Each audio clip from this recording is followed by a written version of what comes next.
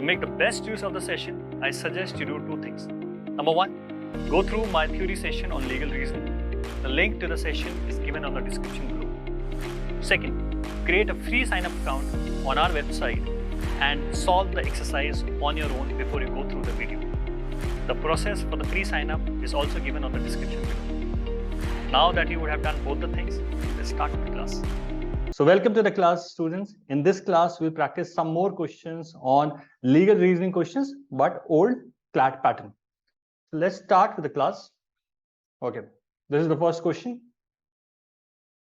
Again, I'm assuming that you have, if you haven't done it already, please go to our website and practice this question or solve this question on your own and then come back to the video, right? Okay. So the maxim means that he who acts through another acts himself. So if I'm acting through another person, I'm acting myself. That's it. Nothing else to be applied. Even if you know what this maxim is all about, restrict yourself to what is given here. Let us look at the fact situation. Hema requests her minor sister Harika to purchase a bag for her from the local shop. So from the facts, Hema is acting through Harika, but she is acting on her own behalf. Okay. Harika purchases the bag on credit, telling the shopkeeper that her sister will pay for it. Afterwards, Hema refused to pay for the bag. Now, do not fall in the trap of, okay, Harika is a minor. We don't know anything. The principle does not say about minor, major. It only says about one who acts through another, acts himself or herself. Okay. So Hema refuses to pay for the bag. So can Hema refuse to do so? No, because she is acting through Harika, but she is acting herself. So which of the following statement is the most appropriate? In this case, this one. Here in choice C, your principle is getting activated or principle is getting used. Let's go to question number 2. Okay. You may pause the video, go through the principle and then come back to the solution. Every partner is liable alone or jointly with other partners for the debts of a partnership firm incurred for the business. This is important, right? You are responsible for the debts of the firm jointly and together alone. It means like if 3 people are partner, A, B, C, I incur, let's say, debt for the firm. So I am responsible for that, and even B and C are liable for the debt because it is for the business of the firm. Okay. Every partner is an agent of every other partner while being a principal in his own right in the business of the partnership. So fundamentally, the principle says debt incurred for the business, all the partners are responsible. The key criteria here is incurred for the business. Now look at the fact situation. Varun is a partner in a firm with Chinmoy and Zafar. So there are 3 partners. Zafar purchased a car for his personal purpose. Categorically, it is mentioned for his personal purpose. So for this debt, your Chinmoy, Varun and Chinmoy should not be liable. Okay. In the name of the partnership, behind the back of the other partners, he fails to pay the due amount on the expiry of the period of credit. So will the others be responsible? No. Only Zafar is responsible. Okay. So the answer here is this one, are not liable. Of all the choices, this choice is the most appropriate one. Let's go to number 3. Okay, so some numbers are given in this principle. Take your time. All right, so I'll come to the answer, guys. So the principle says compensation for any loss or damage caused to him, thereby which naturally arose in the usual course of things. Okay,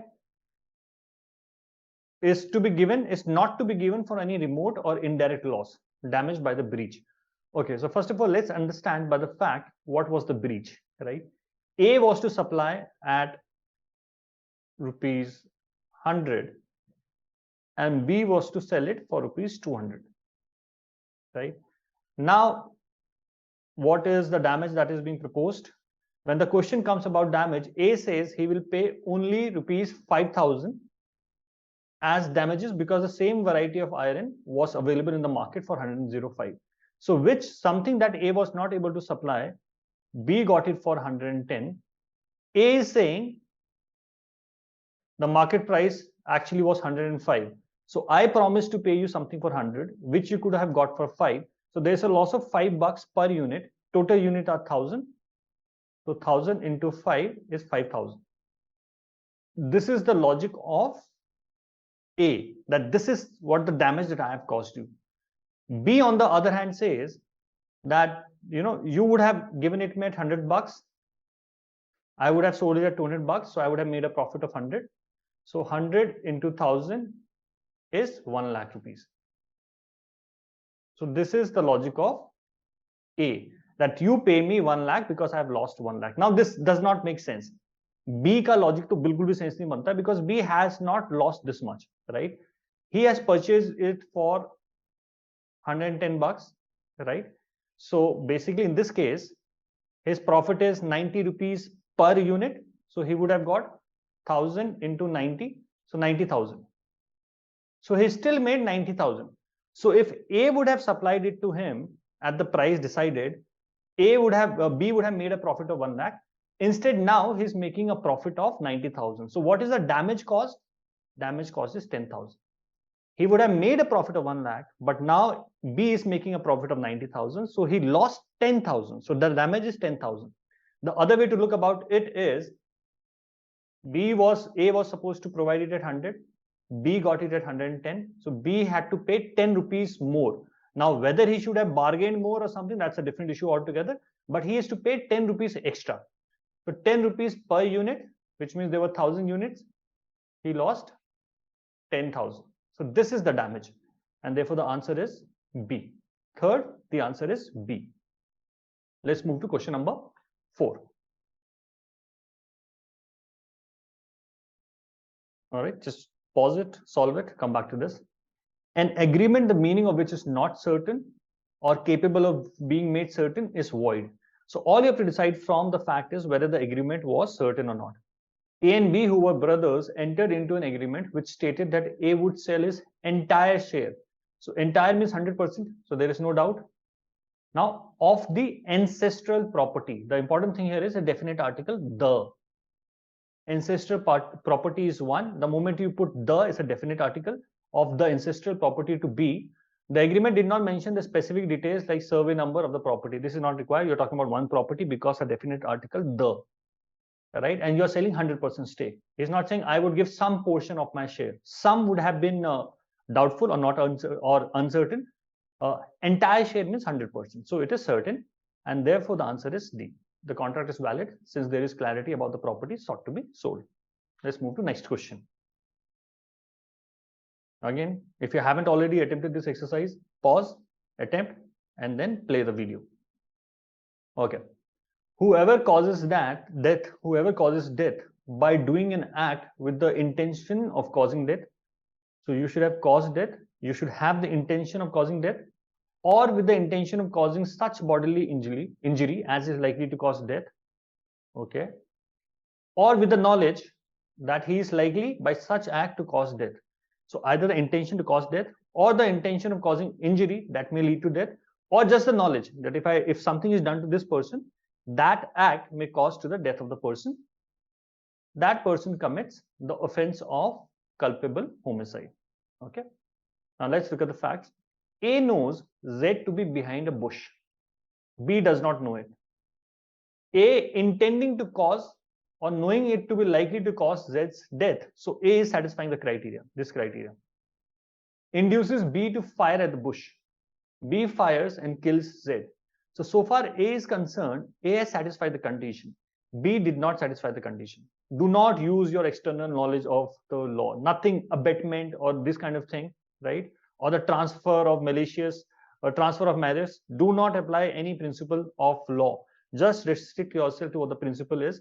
B does not satisfy the criteria given. So B does not commit the offense of culpable homicide, but A does.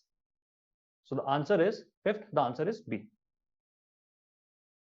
Let's go to number 6. Quite a long principle and lengthy facts.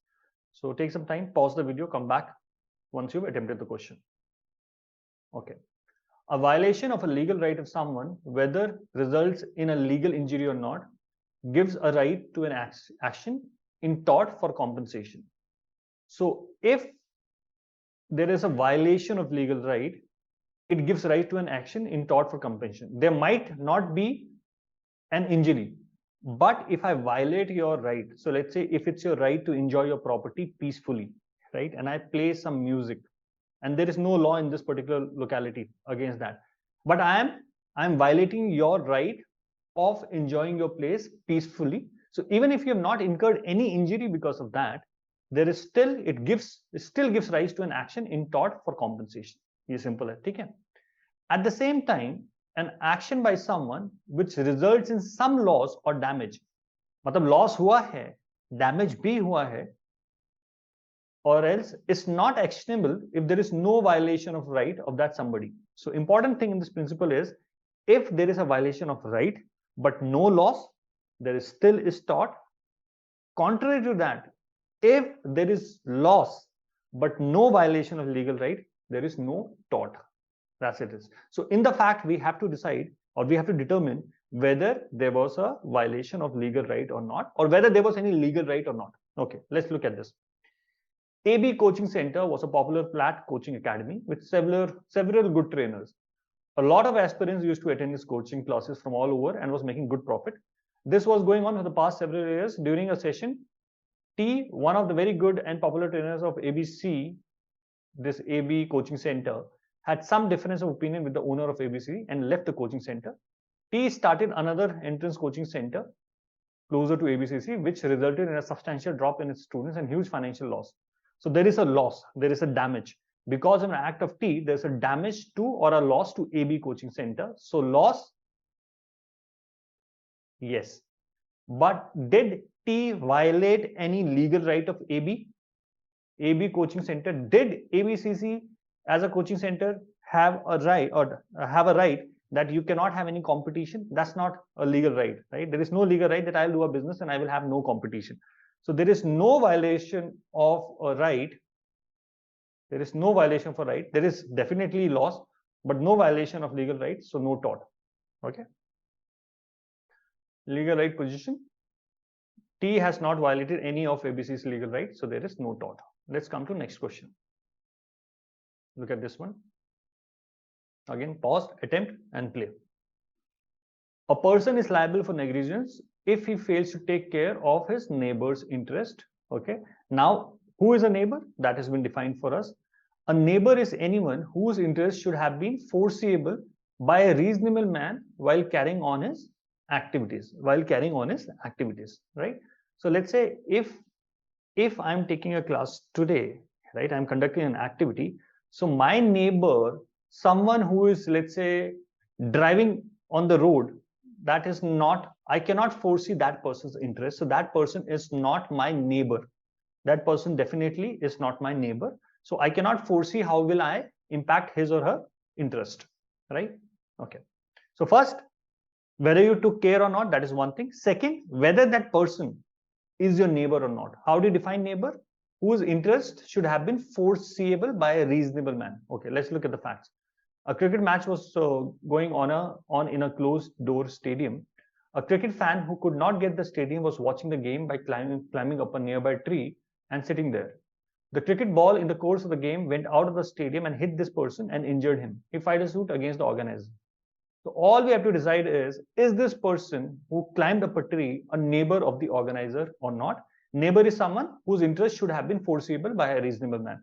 So a reasonable man would not foresee that my match कोई पेड़ पे चढ़ के देखेगा. ठीक है, Indian context में चलेगा, India में it happens, but no foreseeable man as an organization will think of, let's say someone will watch my match by climbing on a tree and I should take care of that interest. No. So this person, the fan, is not the neighbor of organizer. Therefore, are responsible is not the case. Let's say first of all, possible decisions. Are liable not? This is correct, not liable. So in the option choice, I have B here. Only one choice is B, which is C. Just check for the reason also. So they are not liable. And then second is the organizers could not have foreseen somebody watching. Yes, correct. So this is the correct answer. Let's move to question number 8. Pause, attempt, play. Parents are not liable for wrongs committed by their children, but there is a condition attached. This is not a blanket disclaimer. unless they provide the opportunity for such wrongful acts to be committed by their children. So you can anticipate what will happen in the facts. Some wrong would have been committed by a child. You just have to figure out whether the opportunity was provided by the parent or not. Okay. Sunil, a minor, takes the key to his father's car from the tabletop where his father keeps it, drives the car on the public road and hits a pedestrian who gets injured. So if you're keeping your car keys on a tabletop, are you providing them the opportunity? Yes, you are, right? It's not in a safe place. It's very accessible. So the answer is the parent did not satisfy this criteria or failed on this, therefore would be liable. All right. So eighth, the answer is B. Second last question of the day. An agreement entered into by way of a wager bet is unenforceable in law. Unenforceable in law is you can't expect court to decide for you. You can't get it enforced in a court of law. You can always enter into such agreements, right? But you can't enforce it. If someone backs out of the agreement, you can't say that, okay, court will make you pay or court will get your answer in your favor. You can't enforce it. Okay. Thomas is very good at predicting outcomes of cricket matches. Raja and Hoja gave him ₹1,000 each to enable him to bet with others about the outcome of a match. Thomas wins 3 lakhs after betting 3,000 rupees. Right. So basically they gave him 1,000 each. So 1,000, 1,000, 1,000. They won 3 lakhs. So ideally 1 lakh, 1 lakh, 1 lakh. Maybe on this 1,000, because he's winning money for them, maybe he could have taken some cut out of 1 lakh each, but he should return some amount in an agreement. But is this enforceable? This is not, because this is wager or this is bet. So the main thing is they can't take him to a court of law. Okay. Thomas must share humanitarian grounds out of friendship. Yes. Must return. Yes. But legally, Thomas need not share the 3 lakh with Raja and Hoja since it is the outcome of an unenforceable agreement. You always have to mark the choice that applies the principle. Choice C applies the principle. Let's come to the last question of the day. Okay. Pause, attempt, play. Seller has title over the goods sold. So forget whatever you know about contract, guys, right? Forget anything that you know about sales. The only principle here is you can only sell something on which you have a title over it. You need to have a title over that particular item that you are proposing to sell. That's the only principle here. Now look at this. Ranjan pays ₹2,000 and buys a watch from Mohit, who runs a watchroom showroom and repair shop. Jatin sees the watch with Ranjan. So the 3 parties, Ranjan, Mohit. Ranjan is a buyer. Mohit is a seller. Jatin sees the watch Ranjan and tells him that it is his watch and was only given to Mohit for repairs. Jatin is the actual owner. All right. So the seller here, Mohit, did not have the title over the watch. So therefore, Mohit could not sell this watch to anyone. If what Jatin says is true, then which of the following statement is the most appropriate? He cannot sell. Mohit could not sell. No. Ranjan is not the owner of the watch since Mohit did not have title to it. Yes. Yes, correct. So this is the correct answer. So we're done with the practice questions today, guys. As I told you earlier, why I make my students practice old pattern question is because here you are practicing how to apply principle. Principle is given to us. In the new pattern, we don't even know which principle to apply. So if we can't attempt this question with a good accuracy, it would be extremely difficult there. To get a good score in CLAT, you have to practice with lots and lots of mock tests. Unfortunately, the mocks available in the market do not come close to what is checked in CLAT, even the let's say top-notch brand that you might be aware of, right? We have invested a lot of time in coming up with questions which come very close to the actual CLAT paper. Other than this, we have few mocks in which we have come up with different scenarios just to throw you off balance, just to make you come out of the comfort zone, because our philosophy is it is better to get shock in a mock than in an actual paper. So our test series is best in the market. Just as there are few tests which are given in a free sign-up account, just try them and see the difference for yourself. All the best and all the very luck for preparing so far as CLAT examination is concerned. See you in my next class.